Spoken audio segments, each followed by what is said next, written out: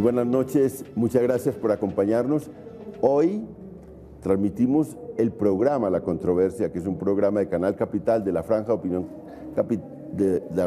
de Canal Capital, desde las instalaciones de la Feria del Libro. Esta Feria del Libro es una feria especial, normalmente se trae un país invitado. El país invitado este año es Macondo, que es el universo construido por García Márquez, y desde aquí vamos a transmitir nuestro programa con un tema muy especial porque estamos de cara a las elecciones locales del 2015 y hicimos un libro en la Fundación Paz y Reconciliación analizando todo lo que ocurrió en las elecciones parlamentarias del año pasado, en la composición del Congreso actual, y vamos a analizar lo que va a ocurrir, lo que ocurrió y lo que va a ocurrir en las elecciones de 2015. Teniendo como pretexto este libro que se llama Los herederos del mal, es un título fuertísimo, pero que no se aparta mucho de la realidad, no es solo un spot publicitario del libro, sino que es una realidad que tristemente vivimos en Colombia. Hoy vamos a dedicarnos a eso, tenemos unos invitados especiales, tenemos a Cecilia López, exministra, analista política, que tiene columnas en diversos periódicos y medios de comunicación. Muchas gracias, Cecilia, por acompañarnos. Un placer. Alejandra Barrios, que tiene un lugar especial en la sociedad colombiana porque desde hace unos años orienta una misión de observación electoral, cosa que no existía en Colombia. En Colombia había muy poca vigilancia sobre las elecciones, y ella fundó esta institución que con un grupo grande, con una red de gente en las regiones, le hace seguimiento a las elecciones mirando las irregularidades electorales. Muchas gracias, Alejandra, por venir. No, Leo, muchísimas gracias por la invitación. Siempre un placer estar contigo en este programa. Jaime Castro fue alcalde de Bogotá, fue ministro y ahora dedica su tiempo, cuando no se lanza al ruedo electoral, dedica su tiempo al análisis político. Muchas gracias, Jaime, por venir. Gracias, León, por la invitación. Y Ariel Ávila, que es uno de los coautores del libro y que se ha dedicado, a pesar de su juventud, ya muchos años, a hacerle seguimiento a las elecciones y sobre todo a esa relación perversa entre mafias y política, entre ilegalidad y política. Este libro tiene ese capítulo de mafias y política, pero tiene un capítulo también de lo que es lo que han llamado en el lenguaje colombiano la mermelada. Entonces vamos a hacer este programa desde acá, vamos a hacerlo en las condiciones de la Feria del Libro. Es un acontecimiento para Bogotá, para Canal Capital. Esta feria, Canal Capital dedica buena parte de su esfuerzo durante toda la feria a transmitir los acontecimientos de la feria, de manera que hoy vamos a estar hablando de política, hablando de los políticos colombianos y difícilmente hablando bien de los políticos colombianos, porque esa es la condición del libro y esa es la condición de este auditorio y de estos panelistas que normalmente son muy críticos de la política colombiana. Pero vamos a darle primero la palabra a Ariel Ávila, que es coautor, para que diga cuáles son los rasgos fundamentales de este libro, obviamente en las condiciones de un programa de televisión que dura 1 hora y ante un auditorio que está ansioso de oír hablar más de los políticos, entiendo. Bueno, León, buenas noches. Como el tiempo es corto, yo resalto 4 líneas, pero es muy grande lo que se dio en el libro. Pero tal vez la principal conclusión del libro es que el actual Congreso de la República tiene el 33% de representantes y senadores están vinculados a estructuras ilegales o son herederos de grupos de la parapolítica. Y esto no ha cambiado, es una cifra que no ha variado desde el año 2002, se mueve entre el 32, 33 hasta el 40%, pero más o menos aumenta. Segunda conclusión, la mayoría de estos candidatos gastaron, como Bernardo Elías o conocido como el Ñoño Elía, más de 2.000 millones de pesos en sus campañas electorales. Y el Consejo Nacional Electoral es incapaz de hacer seguimiento porque es un órgano politizado, pero además no tiene los recursos para hacerlo. La sociedad es la gran culpable de esto, sigue votando por los mismos candidatos. Y esto, sobre todo, este costo de las campañas se financian o con dineros ilegales o con recursos públicos desviados. El caso, tal vez de los casos más dramáticos, fue la gobernación de La Guajira, o ha sido la gobernación de Córdoba, o el caso dramático de Yair Acuña, que eligió prácticamente 8 senadores. Tercera conclusión, León, que es también muy diciente de esto, y es que la mayoría de los departamentos y zonas donde esta gente sacó los votos son aquellos que fueron castigados duramente por violencia. Lo que nosotros notamos, que tal vez es el capítulo como más académico, es que previo a las elecciones hay una gran ola de violencia. Cuando esta gente se consolida, básicamente obtienen unas votaciones impresionantes. Tal vez un caso dramático, León, para citar este ejemplo, este es el de la familia García Romero en Bolívar. Álvaro García, condenado por la masacre de Macayepo a 40 años. Juan José García, condenado a 24 años por corrupción peculado. Piedad Zucardi en la cárcel, y eligieron al hijo. Y la cuarta conclusión, sacó 80.000 votos, entró a las 9 de la noche, entró ya como senador. La cuarta conclusión es que toda esta gente hoy está poniendo familiares, amigos, primos a alcaldías y gobernaciones. La familia de Hugo Aguilar, desde la cárcel, su hijo Richard es gobernador, el hermano de Richard, Mauricio, es actual senador, y así usted lo que encuentra. Entonces lo que uno ve a nivel regional son unos autoritarismos locales, en algunos casos dictaduras, porque funcionan con grupos privados de seguridad, y los partidos políticos no hacen nada, la ciudadanía no hace nada, y básicamente lo que se logra con todas las denuncias es muy poco, aunque se ha logrado mucho con la captura de Kiko Gómez, lo de Martínez Sinisterra, pero es dramático lo que vemos en las regiones, y esto ocurre en medio de una supuesta democracia. Cada 4 años hay elecciones regulares, no ha habido dictaduras de los años 50. Esta es de lo que vamos a hablar hoy. Alejandra Barrios tiene esa misión de hacerle seguimiento a las elecciones, y podíamos ya con esta presentación, esto fue lo que ocurrió, pues en el libro está mucho más, digamos, detallado esto, pero son la predominio de unos clanes políticos en muchos departamentos, financiados muchas veces por dineros ilegales o por la mezcla de dineros ilegales y una gran inyección desde el gobierno central a sus recursos para las elecciones. Sacan altas votaciones, muchos de ellos nunca habían participado en política y llegan a la política en primer momento a gobernar, por ejemplo, un departamento como el Magdalena. El Mello Cotes es el gobernador del Magdalena, es una persona que no tenía ninguna tradición política, era un muchacho joven, cantautor vallenato, y dicen las malas lenguas que buena parte de su gobernación la ha hecho el hermano, que es idéntico a él y que pasa por él en los despachos de la gobernación. Como la telenovela, como la de él. En Cuerpo Ajeno. Pero, Alejandra, digamos, vimos esto, y usted que está empezando a ver las elecciones locales hacia el mes de octubre, ¿esto va a tener incidencia? ¿Cómo lo están viendo ustedes? Pues León, tuve el placer de dedicar el puente a leer el libro, y creo que es muy triste ver que cuando ya empezamos la construcción de las diferentes candidaturas que hay en el país, lo que vemos es que los nombres que ustedes presentan, los clanes familiares, las explicaciones de las estructuras vuelven y se repiten elección tras elección. Casi que si uno viera un poco las características, obviamente ya antes de la entrega oficial de avales de las próximas elecciones, estamos hablando de familiares, estamos hablando de los Cote. Volvamos a ver entonces ahora, Rosa Cote, por ejemplo, se podría presentarse en Magdalena. Esposa de Chico Zúñiga, un parapolítico. Exactamente, pero además familiares del actual gobernador. Cuando estamos viendo uno de los fenómenos políticos, que es el joven sucreño Yair Acuña, ese fenómeno político, que espero que hablemos de esos fenómenos, que hay 3 fenómenos políticos que son muy interesantes, se retira de la Cámara después de haber multiplicado por 2 las votaciones a Cámara, posiblemente a Sucre también.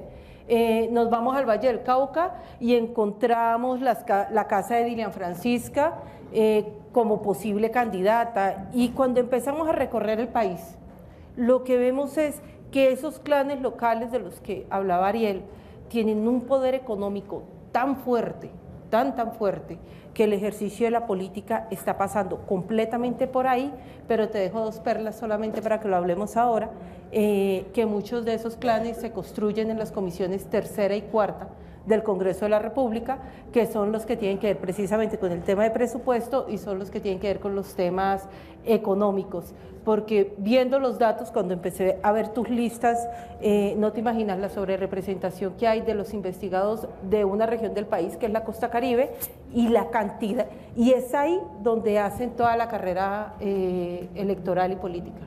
Pues el caso de Yair Acuña es que se presentó prácticamente con 3 partidos a las elecciones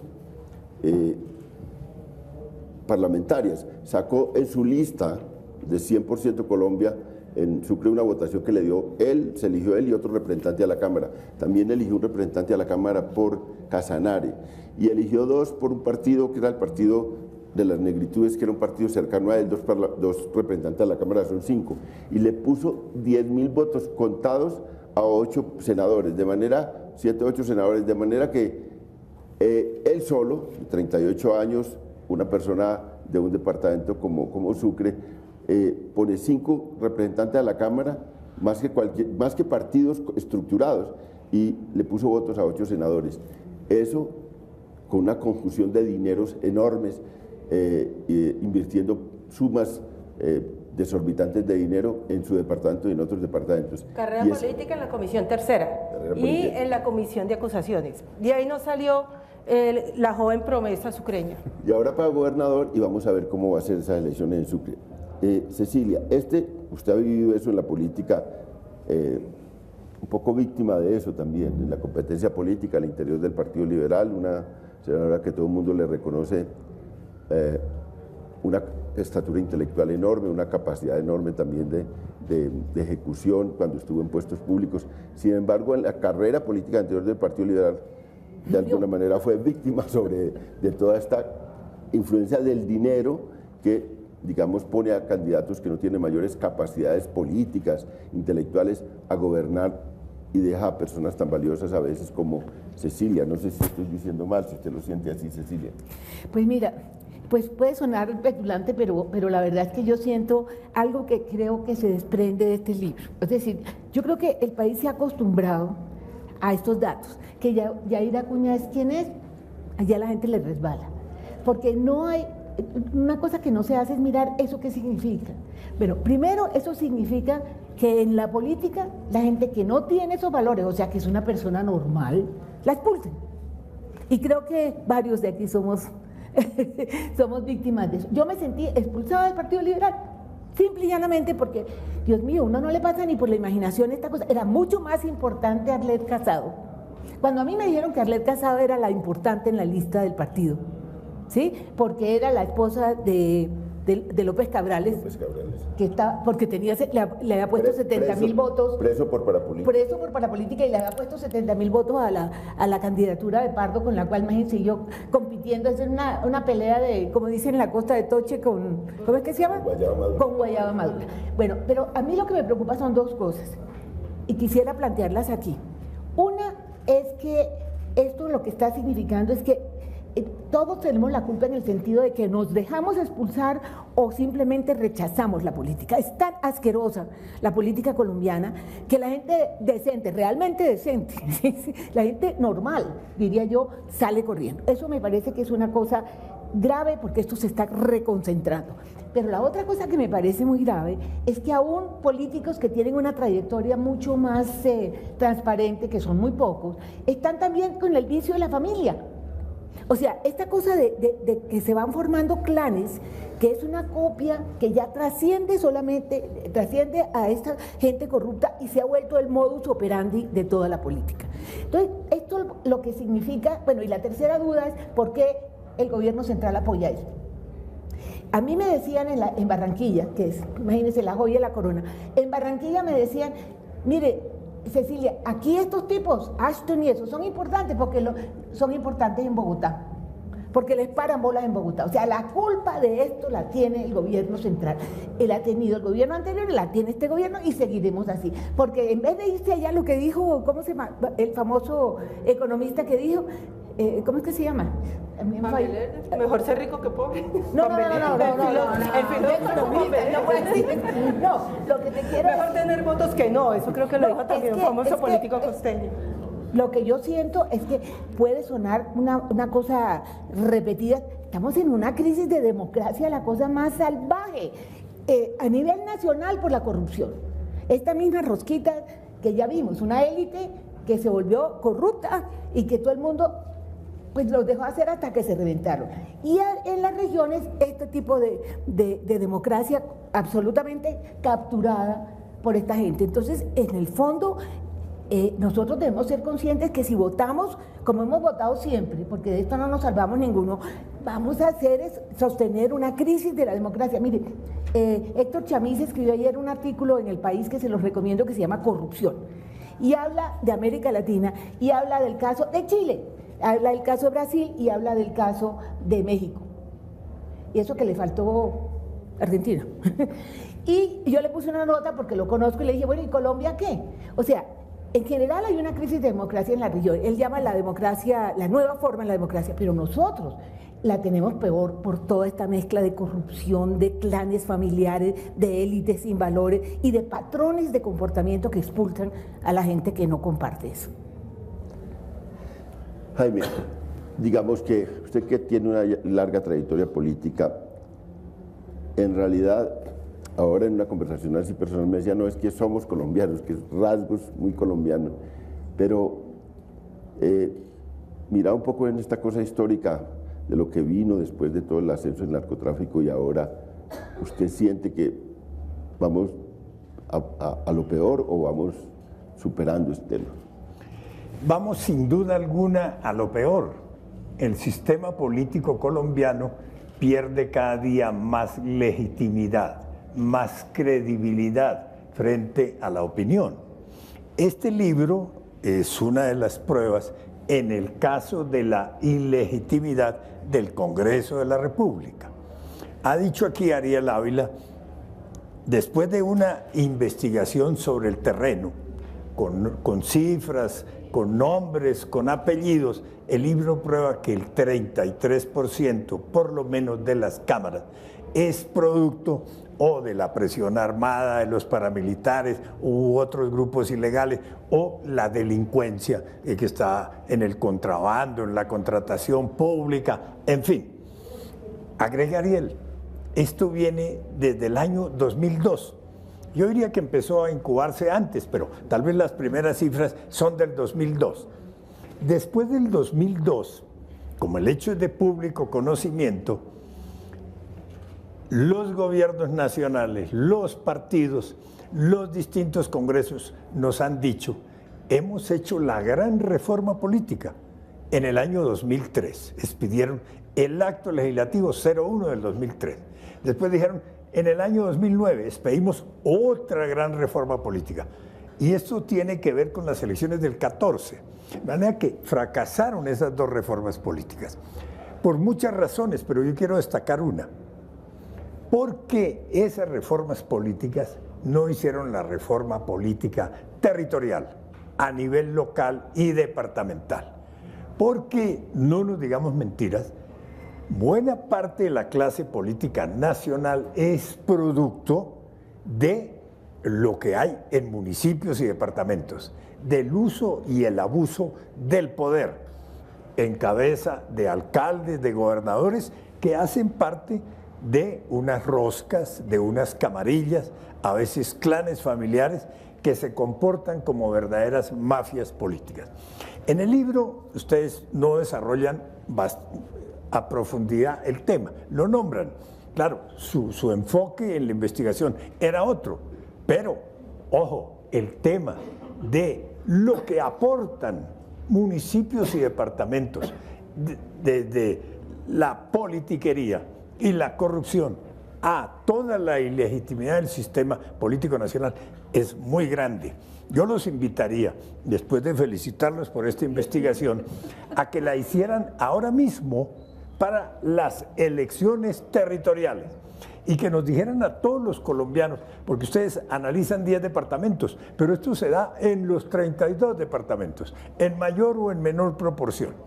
que nos dijeran antes del 25 de octubre cómo es que la corrupción, cómo es que los grupos ilegales se están apoderando del municipios y departamentos, del poder local y regional. Por ejemplo, a los bogotanos nos interesa mucho saber el llamado carrusel de la contratación, cómo se va a manifestar en estas elecciones territoriales. ¿Quiénes son los herederos?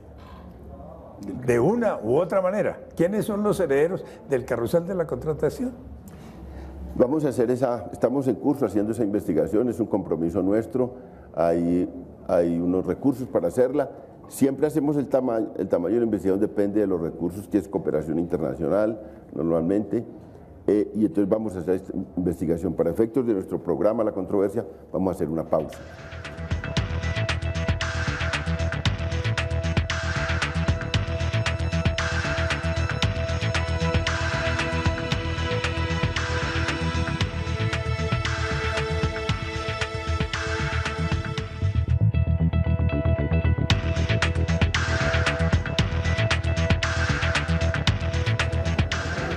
Estamos en La Controversia, estamos transmitiendo el programa desde la Feria del Libro en Bogotá, una feria dedicada a Macondo, a García Márquez, y estamos hablando de un libro que se llama Los Herederos del Mal, hablando de la investigación que hace la Fundación Paz y Reconciliación sobre la relación entre ilegales y políticos y la influencia de la corrupción en las elecciones, para este caso las elecciones de 2014, pero también pensando en las elecciones de 2015. Y veíamos, digamos, cómo hay un pesimismo muy grande en los panelistas, pero también en muchos sectores de la opinión en Colombia sobre la posibilidad de terminar con esto.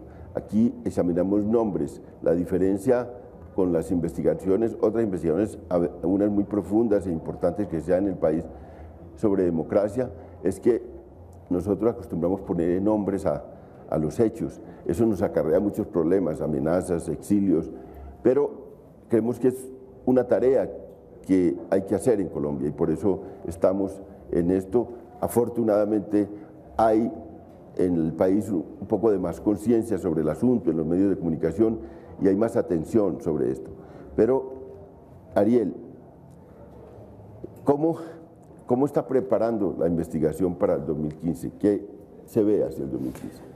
Mire, nosotros hasta el momento tenemos la prescripción de candidatos es el junio 25 y luego hay un mes para que los partidos definan julio 25, pero a hoy, León, tenemos 33 candidatos en lista. Casos como el de Rosa Cotes, que muy seguramente el Partido Liberal le va a dar el aval en Magdalena, caso como el del señor Redondo en Uribia, que es un bandido de tiempo completo, o los casos de Yair Acuña, es decir, son 33 casos. Lo segundo, León, lo que dice Jaime Castro es muy cierto, es decir, el gran problema que tenemos nosotros es la forma autoritaria y mafiosa como funciona el Estado local. Déjame decirte esto, mira, un alcalde gana la elección, para eso va y negocia contratos con un privado, legal o ilegal, que le financia, y negocia con un padrino político que le dé el aval. Y al padrino político le ofrece puestos burocráticos y al otro le ofrece plata. Una vez el tipo llega a la alcaldía, el hombre coopta el órgano colegiado, consejo, por ejemplo. Ese órgano colegiado es el que elige personerías y elige contralorías. Es decir, que los órganos de control son de la coalición de gobierno. Entonces, por eso pasa lo que decía Alejandra, es decir, es el tío, es el primo y unas mafias autoritarias. Y eso es lo que estamos viendo. Pero lo tercero y lo más dramático, León, es que aquí se obstruye la democracia vía financiación. Que la gobernación de La Guajira cueste 6 millones de dólares, eso es súper complejo, León, eso no hay quien compita con eso. Que la gobernación del Atlántico, los señores Char, le vayan a invertir 2.000 o 3.000 millones, ¿quién compite con eso? Es decir, al líder alternativo o se coopta o más bien se dedica a hacer otra cosa. Y son 54 familias las que gobiernan este país. ¿Ibas a decir algo? No, yo quería primero reconocer el valor de que den nombres. Yo creo que eso es una cosa muy importante en este país. No nos tapemos más. digamos nombres. Y en aras de eso, yo quisiera agregar otro tipo de corrupción política y de poder político que a mí me tiene aterrada, el poder de los char. Eso sí ya es que, y lo peor es que ahí se mezcla una persona que dice ser técnica y lo hace bien, que ha sido Alejandro, pero se mezcla pues con el clientelismo más descarado y que ahora se va por toda la región, o sea, ya no solamente es la alcaldía de Barranquilla, sino que es la gobernación de Barranquilla, la gobernación de, creo que es de La Guajira, la gobernación del Magdalena, ya se apoderaron de Bolívar. Óyeme, el otro día me encontré que hasta en el Chocó tienen interés. Esta mezcla de la política y el dinero es otra cosa, o sea, política y negocios. Política y negocios, y el país se lo aguanta, y todo el mundo le parece regio, y este tipo va a salir elegido con 70 y pico % de aprobación, y no se dan cuenta que detrás de todo esto hay unos negocios, y una cosa impresionante, o sea, es una monarquía, ¿sí? En vez de una democracia, aquí lo que estamos teniendo son amagos de monarquía en donde la plata es la que manda. Ese es otro de los problemas que yo sugiero. Claro, lo más aberrante y lo más visible en este momento son los char, pero no sé si haya otros grupos que tengan ese poder, pero es que es impresionante. Ahora, decir eso es peligrosísimo, pero pongamos de moda decir los nombres, ¿sí? A mí me parece que eso ayuda muchísimo a que esto empiece por lo menos a que haya sanción social. Mire, si no hay justicia, que haya sanción social, que en este país se acabó. Acuérdense el matrimonio de la hija del procurador, están todos los bandidos habidos y por haber, y no pasó nada, todas las revistas sacaron las fotos, no hay sanción social, empecemos por ahí. No hay sanción social. Y bueno, el Banco Mundial hizo un estudio hace muchos años, que fue pionero en la cooptación de la política por los privados, de ese fenómeno, y lo consideraba como un fenómeno muy lesivo a la democracia. Nosotros nos hemos ocupado muy poco de eso en Colombia, pues porque tenemos otras grandes preocupaciones como la guerra y como la influencia ilegales en la política, pero claro, es un fenómeno muy perturbador de la democracia, porque eso es lo que está haciendo crisis en muchas democracias. En España es evidente, digamos que la gran crisis de la política española es la forma como los bancos predeterminaron toda la política y la empresa privada predeterminó toda la política española, y es un ejemplo, no es el único, pero es un ejemplo visible por el impacto que están teniendo nuevos agrupamientos allá. Pero, Alejandra, ya usted está es importante contarle pues a los televidentes, contarle a nuestro público, que hoy tenemos un público al cual agradecemos acá en la Feria del Libro, que viene a escuchar estas cosas que no son muy agradables, pero que hay que decirlas.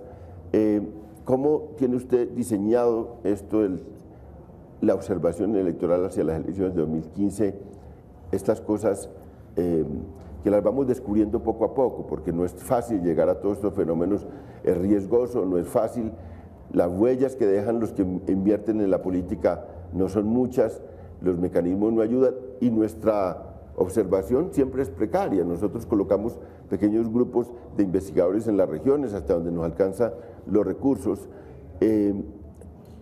Alejandra tiene una cosa virtuosa, es que mucha gente es voluntaria, y creemos que ojalá lo sean más como observadores, pero todavía estamos muy limitados en ese proceso de observación de las elecciones, que son una cosa vital para un país.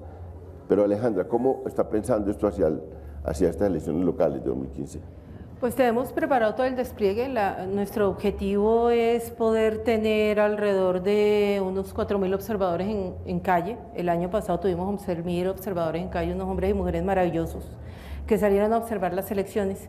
Pero toda la preparación, pues obviamente parte de conocer el territorio. Investigaciones como estas lo que nos permiten a nosotros, y pues siempre en una alianza de trabajo con pares, es de poder empezar a identificar y construir con las investigaciones que ustedes hacen esos mapas políticos regionales. Si no conocemos cómo se mueve el territorio, pero además, León, y cuando Cecilia está hablando de la relación tan fuerte que hay entre economía y política, es que cada vez es mucho más fuerte, así como tuvimos unos años la relación de grupos armados con agrupaciones políticas, hoy lo que vemos es que son unas fuertes alianzas político-económicas que se traducen en músculos financieros privados o estatales, y eso es algo que también hace parte del proceso electoral y del equilibrio. FONADE parece que va a ser entregado. FONADE es una entidad colombiana de carácter completamente técnico, maneja alrededor de 8 billones de pesos al año, es entregada a una coalición de Córdoba, que es la mayor votación del partido de la U, que tiene unas votaciones sorprendentes y que realmente uno entiende que el pueblo de Córdoba es absolutamente generoso cuando premia políticos de estas calidades, porque cuando las principales actuaciones son la construcción del Coliseo para la Corraleja y de la Princesa Pibijay, para dar libros al colegio de tal sitio, y no hay mayor elaboración de carácter legislativo, pues uno dice es un pueblo muy generoso, que además con esa votación, y además el gobierno nacional entrega la institución técnica más importante, responsable, por ejemplo, de todo lo que es el diseño y la contratación de las vías de cuarta generación, a una coalición política que claramente genera preguntas de cuál ha sido la relación con la contratación regional en este departamento. Y eso indiscutiblemente fractura cualquier posibilidad de nuevos liderazgos dentro de un partido político, y aquí hago referencia a la U, o en los territorios, porque uno con un envión de la posibilidad de contrataciones de 8 billones de pesos, de dólares anuales, gracias, es decir, ese es otro tipo de poder que se enfrenta en el territorio y que empieza a centralizar y empieza teniendo representantes locales hasta que llegan al Congreso de la República aprobando partidas presupuestales o haciendo negociaciones frente a presupuestos específicos que en lo local terminan traduciéndose literalmente en miseria. Alejandra, pero digamos los nombres. Bernardo Elías y Musa Besaile, esa coalición se está quedando con FONADE, son ellos dos. Pero no yo fui directora de FONADE hace mucho tiempo. FONADE era un centro de preinversión, que es lo que está causando tanto problema en este país. Se acabó la preinversión. Y yo no sé a qué horas, creo que fue en el gobierno de Uribe, le dieron una voltereta y lo volvieron el negocio, porque eso financia una cantidad de recursos, se volvió un tramitador de recursos. Y eso lo quería NAME. Además de impacto de los proyectos, es decir, vías de cuarta generación, grandes proyectos de salud, de educación, hace el análisis de los proyectos de impacto para tomar la decisión de cómo se van además a distribuir. Es un círculo vicioso. Usted saca muchos votos porque invierte. Luego de que saca muchos votos, porque las dos principales votaciones en Colombia fueron la de Musa Besaile y la del Ñoño Elías, ya el hecho de que saque muchos votos también le da las posibilidades de acceder a recursos más cuantiosos con los cuales engorda más su capital político en la región. Entonces es un círculo vicioso del cual nos da dificultad de salir. Pero yo le iba a preguntar al doctor Castro sobre los partidos, porque él que ha sido militante de partidos y que conoce esa historia, a mí me ha decepcionado mucho cuando gente muy decente, sin duda, yo he ido a hablar con ellos como directores de partido y les he entregado las listas y le dicen a uno, León, pero mire, primero, estas personas no tienen todavía, no son condenadas, entonces no tenemos por qué, ¿cómo los vamos a juzgar si no están condenados? Y segundo, tienen una votación importante. Y si nosotros no le damos el aval, por ejemplo, otro partido se la da, lo cual es así. Pero entonces yo les digo, oiga, ¿cómo así? Si ustedes hacen una mínima investigación en las regiones, verán los comentarios que hacen sobre esas personas. Y un partido político, un partido político no tiene por qué avalar a candidatos, tiene una primera condición mínima de honestidad, y si tiene sospechas por eso, puede hacerlo. No tiene que estar condenado, pero ahí para la discusión. ¿Qué pasa con los partidos políticos? Con su venia, León, antes de hablar de los partidos, yo quisiera agregar algo al tema que venían tratando ustedes. El poder local y regional tiene mucho que ver con la paz, concretamente con el proceso en curso. Me explico. El gobierno de manera repetida ha dicho, la nuestra, la que promovemos desde el gobierno, es una paz territorial. Agregan, el acuerdo final que se suscriba en La Habana no es la paz, es la terminación del conflicto. Ahí cesa la confrontación armada, las FARC entregan las armas, se desmovilizan, fundan un partido político y empezamos a construir la paz. Dicen, ese proceso puede tomar 10 años, las FARC han dicho no, 20 años, pero bueno, el tema no es el término. El gobierno dice, quienes van a construir la paz son los municipios y los departamentos, porque tienen que ejecutar unos programas, unos proyectos, unas obras, prestar unos servicios allá en las zonas deprimidas donde han sentado sus reales los actores ilegales.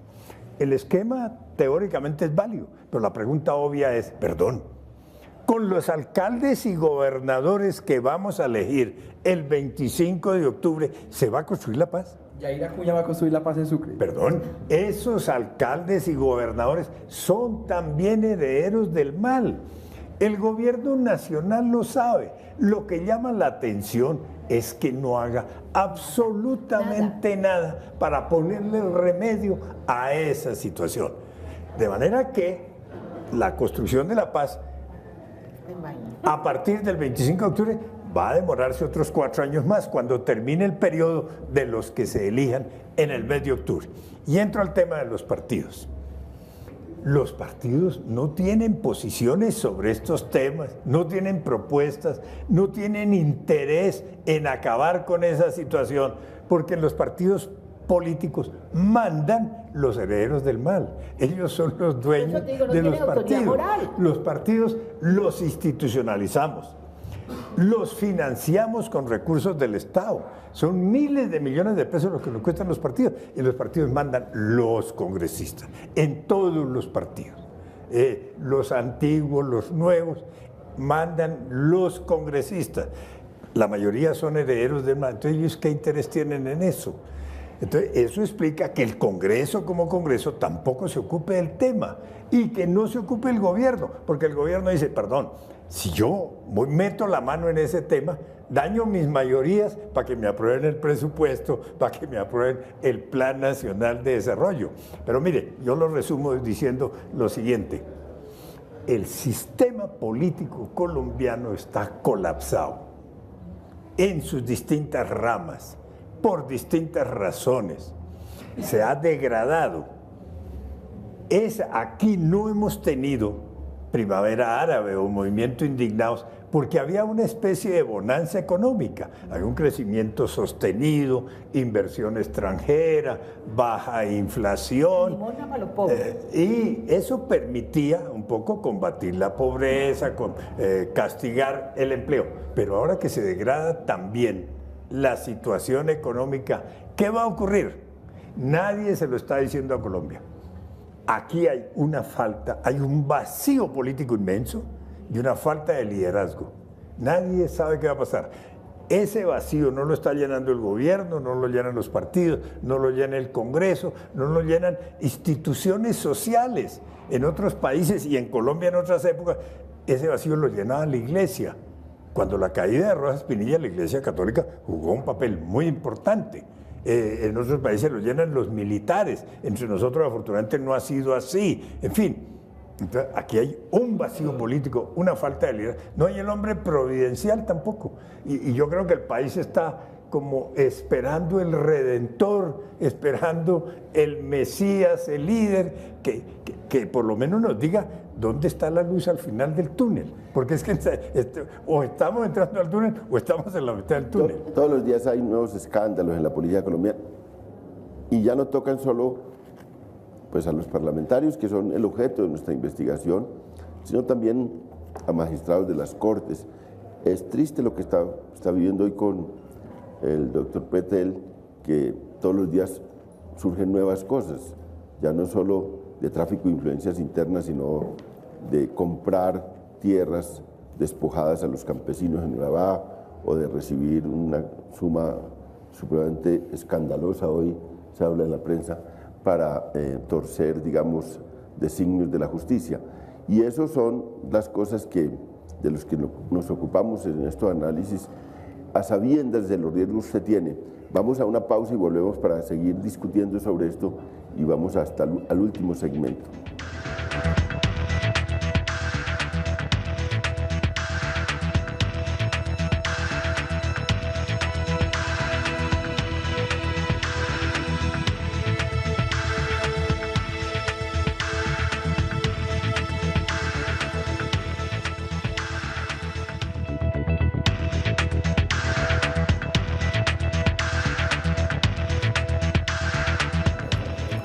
Estamos en la controversia y estamos haciendo un programa desde la Feria del Libro en Bogotá.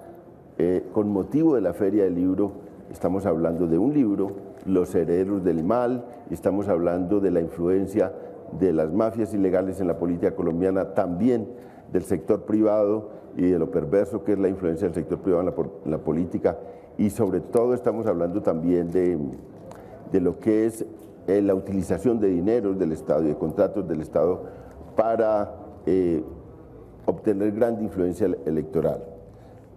Este último segmento de este programa, la controversia, y de este evento especial, al que agradecemos mucho la compañía de un poco de invitados que han venido, y vamos a tener una oportunidad para los invitados, vamos a hacer unas 2 o 3 preguntas a los panelistas para que sean respondidas y podamos darle curso también a que el público pregunte. Hay una pregunta para Jaime Castro sobre lo denunciado por él, si se impone una reforma constitucional de reordenar los departamentos y en qué departamentos, cómo transformar las regiones en Colombia, si eso es parte también de este esfuerzo por reformar. Usted mencionó la reforma política como una de las cosas que irían a combatir estos fenómenos de corrupción en la política.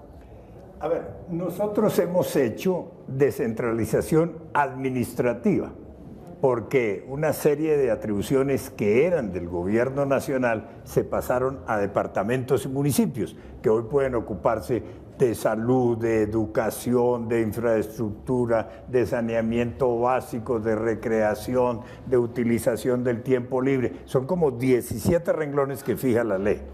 Hemos hecho descentralización fiscal, porque las participaciones de municipios y departamentos en las rentas ordinarias de la nación valen billones de pesos. Están valiendo del orden de 40 billones de pesos en este momento, y a eso agreguen las regalías.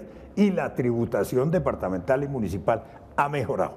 Creamos un nuevo departamento, un nuevo municipio desde los puntos de vista administrativo y fiscal. Pero ojo, no cambiamos las reglas de juego para acceder al poder a nivel local y regional, para ejercerlo y para controlarlo. Entonces, en un principio, los actores de la vida pública de esos niveles se comportaron bien y se empezó a cambiar el mapa político del país. Hubo movimientos comunitarios, cívicos, independientes que accedieron a alcaldías y gobernaciones. Pero con el paso del tiempo ocurrieron 2 cosas. Los actores tradicionales le cogieron la confianza a los objetos sagrados como los acólitos y empezaron a hacer de la suya. Y los nuevos actores en poco tiempo se contaminaron, los dominó el régimen. Por eso el discurso que tuvieron para ganar alcaldías y gobernaciones, 0 politiquería, 0 corrupción, eso fue discurso de un día, eso se lo llevó el viento y por eso han perdido mucho poder. Entonces, la reforma que requerimos no es de carácter administrativo ni fiscal, sino político. Reglas de juego para, repito, acceder al poder, ejercerlo y controlarlo. Que a ese nivel estamos funcionando con las reglas del siglo XIX. Si hay alguna pregunta por escrito, porque no tenemos sonido para los que preguntan, pero la haríamos. Entre tanto, Ariel. Yo quisiera complementar algo, y es esto, León. Yo creo que el gran termómetro del proceso de paz va a ser el 25 de octubre. Y mientras toda la ciudadanía le pone atención a Bogotá, a Cali, lo cual es muy importante, yo creo que aquí en las regiones, esos alcaldes y gobernadores que van a liderar esa paz territorial, lo que uno ve es que se están imponiendo son mafias, como en Buenaventura, León, como en Tumaco, como en Timbiquí, como en Cumarío, Bichada. Es decir, hay unos 281 municipios, que es lo que ha dicho la Fundación Paz y Reconciliación, que es donde se va a aplicar el posconflicto, la parte más neurálgica, que son los claves de ese proceso. Si ahí se pierden las elecciones, si ganan candidatos en contra del proceso de paz o estos mafiosos, seguimos en las mismas. Vamos a tener otra oleada de violencia, y esto no se va a solucionar, Leona. Ya tenemos, no hay vías terciarias, no hay mercado interno, no hay ciudadanía, no hay Estado. Entonces, el reto inmenso en estas elecciones, es decir, yo le digo a la ciudadanía esto: lo que pase, lo que queda de este año y el próximo, van a marcar por lo menos 40 años de vida política. Puede ser que institucionalmente no cambie mucho, pero de vida política va a marcar mucho. Entonces, el llamado sí es a la Fundación Paz y Reconciliación, a la MOE, esos municipios, esos departamentos van a ser los claves en este momento. Y a los medios de comunicación, por supuesto, que aspiramos a que esta vez tengan un protagonismo mayor. Hay una pregunta, ¿el público será mejor o peor para la política tener la desmoralizada, los desmovilizados involucrados en el proceso electoral o no? Esto tiene que ver con el tema de la campaña política y la paz. Se discute mucho, es uno de los temas más discutidos, sin duda, el tema de la participación de las fuerzas guerrilleras convertidas en fuerzas legales, desarmadas y haciendo política. Hay un debate en el país está muy dividido alrededor del proceso de paz y ese es uno de los puntos sensibles. Hoy hay una columna de Álvaro Forero y es muy interesante porque él dice, bueno, las FARC, ¿vamos a meter a la cárcel o vamos a meter en la democracia? ¿Cuál de las dos escogen? Pero la columna es muy buena. Yo quería, porque al paso que vamos aquí va a haber suicidio colectivo. Sí. Entonces yo sí quisiera... Y algo positivo, Sí, algo positivo. Mire, yo tengo la sensación, y esto me costó en un programa de televisión que casi me mata Salud Hernández. Yo creo que el país está despertando. Ah, buenísimo. Que me matara a mí no, eso lo Bueno, yo sí creo que aquí está pasando una cosa interesante y es que el país se está despertando. Y a mí me parece que lo grave es que, lo positivo es que se está despertando por temas fundamentales, el tema de los maestros. Miren, lo del paro agrario fue de una si no fuera por eso y porque las FARC pusieron eso como primer punto, aquí no habría misión rural ni nadie estaría viendo a ver cómo se resuelve eso. Lo interesante en este momento, ¿por qué se da? Primero porque yo creo que el gran daño que hizo la guerrilla y el conflicto fue que deslegitimó la protesta social. Uno no podía salir, y yo lo digo por experiencia personal, uno salía a decir algo en contra del gobierno o algo y uno era de las FARC. De alguna manera estar sentados en La Habana, a pesar de que no está todavía el ELN, sino si está solamente las FARC, yo creo que la gente se ha sentido con la autoridad y son 50 o 60 años de una sociedad reprimida, que me parece que está empezando a hablar, está empezando a protestar y pacíficamente esperamos. Lo interesante es por qué no es contra la política. Es decir, ¿cómo hacemos para que esto se mueva hacia allá? Hacia que termine en que no elijamos a los mismos, en que no permitan que una familia se adueñe de un sitio, que no permita que una familia que ha matado gente, como es el caso de los García, que siga poniendo cada vez más congresistas, en fin. Pero yo quiero decirles que yo sí siento que lo positivo es que el país está empezando a hablar, la gente está saliendo a la calle y eso es construcción de democracia. Sobre todo los jóvenes. En las redes sociales hay en este momento muchas expresiones de inconformidad. Las pasadas elecciones lo manifestaron así. Hay una crisis de liderazgo enorme, como dice Jaime Castro. Nunca se había llegado a una primera vuelta electoral donde los candidatos, el que más tenía y era el presidente de la República, 15 días antes de la primera vuelta, pues tenían 25 puntos y todos los otros candidatos tenían de a 10 puntos. Había una repartición y también había un susto muy grande del voto en blanco en las pasadas elecciones. Después eso se transformó por la dinámica de la política, pero ya ahí hay gérmenes. También en otras, elecciones, algún candidato y tiene nombre propio, ha enarbolado la idea contra la corrupción, la idea contra el atajo, la idea de una idea más ética. Por momentos ha tenido grandes acogidas en el electorado, sin duda luego le han castigado el hecho de que a más allá no hay un gran proyecto político ahí detrás, pero sí en los jóvenes se manifiesta eso, lo que dice Cecilia, y eso es una esperanza. Pero Alejandra, usted ya viene con un análisis por muchos lados del tema electoral. La MOE produce un informe de elecciones, un libro, y tiene cierta acogida en los medios también en los informes de la MOE.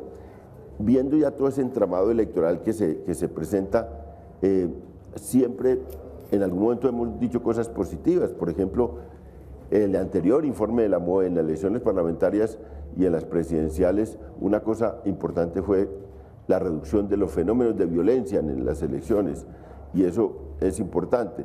Todos estos fenómenos de corrupción se han presentado a veces asociados a grandes fenómenos de violencia, como las de 2002, que hubo, la antesala fue una masacre impresionante de 2001 en la costa y en otros lugares del país.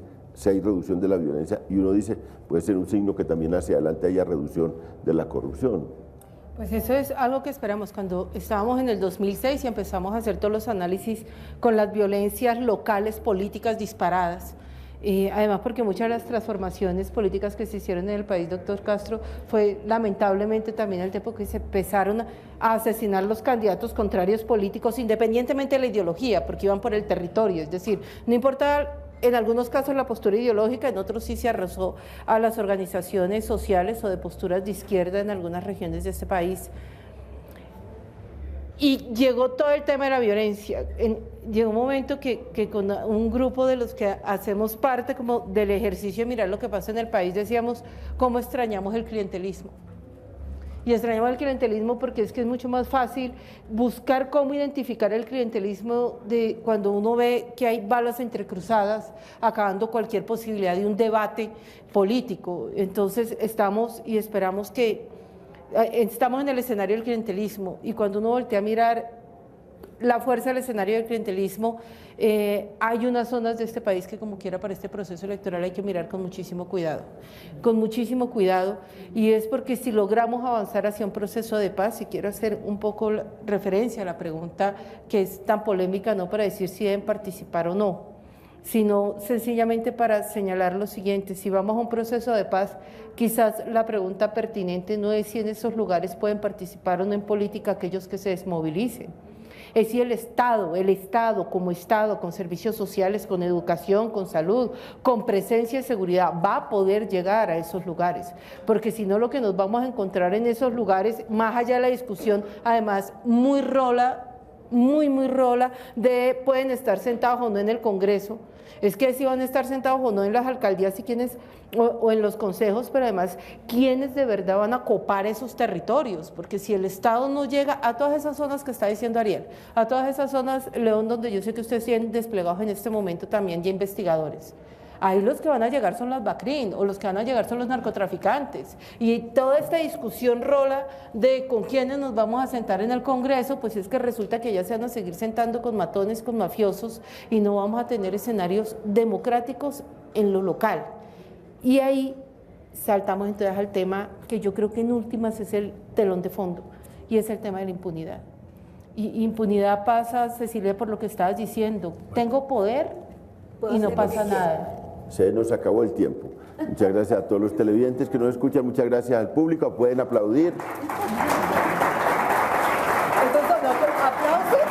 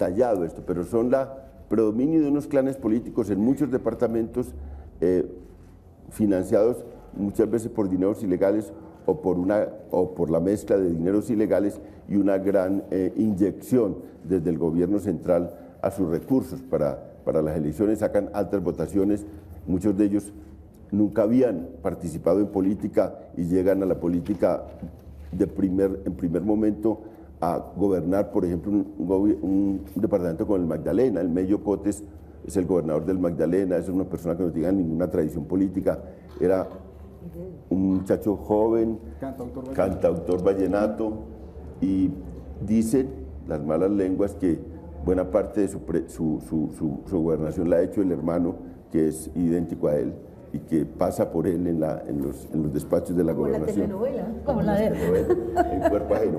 Pero, Alejandra, digamos, vimos esto, y usted que está empezando a ver las elecciones locales hacia el mes de octubre, ¿esto va a tener incidencia? ¿Cómo lo están viendo ustedes? Pues León, tuve el placer de dedicar el puente a leer el libro y creo que es muy triste ver que cuando ya empezamos la construcción de las diferentes candidaturas que hay en el país, lo que vemos es que los nombres que ustedes presentan, los clanes familiares, las explicaciones de las estructuras vuelven y se repiten elección tras elección. Casi que si uno viera un poco las características, obviamente ya antes de la entrega oficial de avales de las próximas elecciones, estamos hablando de familiares, estamos hablando de los COTE. La gente sacó los votos, son aquellos que fueron castigados duramente por violencia. Lo que nosotros notamos, que tal vez es el capítulo como más académico, es que previo a las elecciones hay una gran ola de violencia. Cuando esta gente se consolida, básicamente obtienen unas votaciones impresionantes. Tal vez un caso dramático, León, para citar este ejemplo, este es el de la familia García Romero en Bolívar. Álvaro García, condenado por la masacre de Macayepo a 40 años. Juan José García, condenado a 24 años por corrupción, peculado. Piedad Zucardi en la cárcel, y eligieron al hijo. Y la cuarta conclusión sacó 80.000 votos, entró a las 9 de la noche, entró ya como senador. La cuarta conclusión es que toda esta gente hoy está poniendo familiares, amigos, primos a alcaldías y gobernaciones. La familia de Hugo Aguilar, desde la cárcel, su hijo Richard es gobernador, el hermano de Richard, Mauricio, es actual senador, y así usted lo que encuentra. Entonces lo que uno ve a nivel regional son unos autoritarismos locales, en algunos casos dictaduras, porque funcionan con grupos privados de seguridad, y los partidos políticos no hacen nada, la ciudadanía no hace nada, y básicamente lo que se logra con todas las denuncias es muy poco, aunque se ha logrado mucho con la captura de Kiko Gómez, luego Martínez Sinisterra, pero es dramático lo que vemos en las regiones, y esto ocurre en medio de una supuesta democracia. Cada 4 años hay elecciones regulares, no ha habido dictaduras de los años 50. Esta es de lo que vamos a hablar hoy. Alejandra Barrios tiene esa misión de hacerle seguimiento a las elecciones, y podíamos ya con esta presentación, esto fue lo que ocurrió, pues en el libro está mucho más, digamos, de lugar especial en la sociedad colombiana, porque desde hace unos años orienta una misión de observación electoral, cosa que no existía en Colombia. En Colombia había muy poca vigilancia sobre las elecciones, y ella fundó esta institución que con un grupo grande, con una red de gente en las regiones, le hace seguimiento a las elecciones mirando las irregularidades electorales. Muchas gracias, Alejandra, por venir. No, Leo, muchísimas gracias por la invitación, siempre un placer estar contigo en este programa. Jaime Castro fue alcalde de Bogotá, fue ministro, y ahora dedica su tiempo, cuando no se lanza al ruedo electoral, dedica su tiempo al análisis político. Muchas gracias, Jaime, por venir. Gracias, León, por la invitación. Y Ariela Ávila, que es uno de los coautores del libro y que se ha dedicado, a pesar de su juventud, ya muchos años, a hacerle seguimiento a las elecciones y sobre todo a esa relación perversa entre mafias y política, entre ilegalidad y política. Este libro tiene ese capítulo de mafias y política, pero tiene un capítulo también de lo que han llamado en el lenguaje colombiano la mermelada.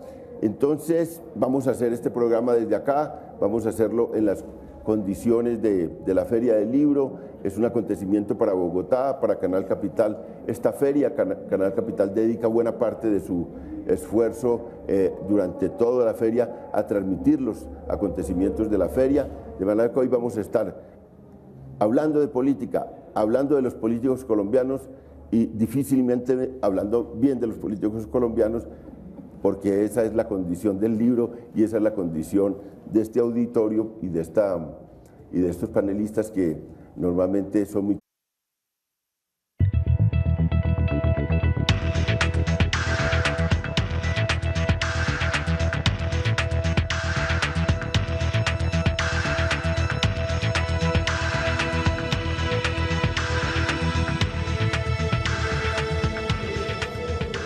Muy buenas noches, muchas gracias por acompañarnos.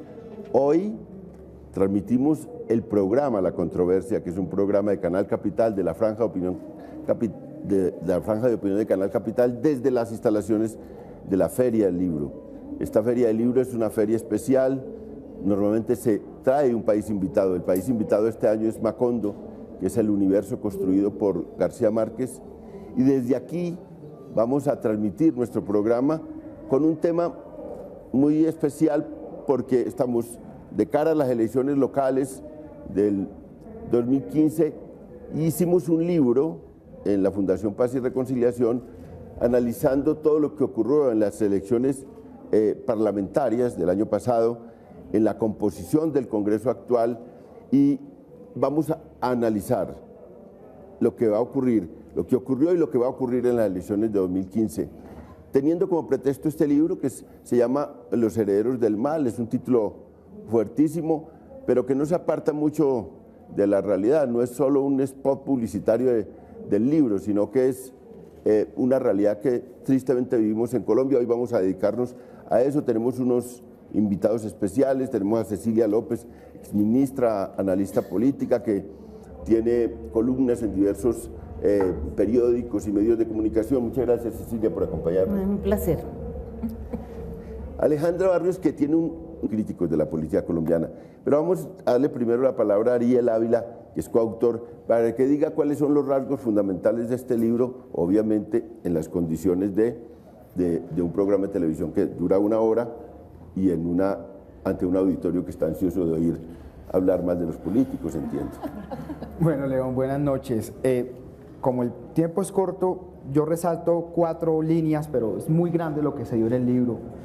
Pero tal vez la principal conclusión del libro es que el actual Congreso de la República tiene el 33% de representantes y senadores están vinculados a estructuras ilegales o son herederos de grupos de la parapolítica. Y esto no ha cambiado, es una cifra que no ha variado desde el año 2002, se mueve entre el 32, 33 hasta el 40%, pero más o menos aumenta. Segunda conclusión,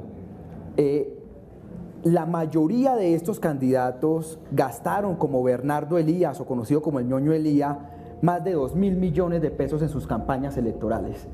Y el Consejo Nacional Electoral es incapaz de hacer seguimiento porque es un órgano politizado, pero además no tiene los recursos para hacerlo.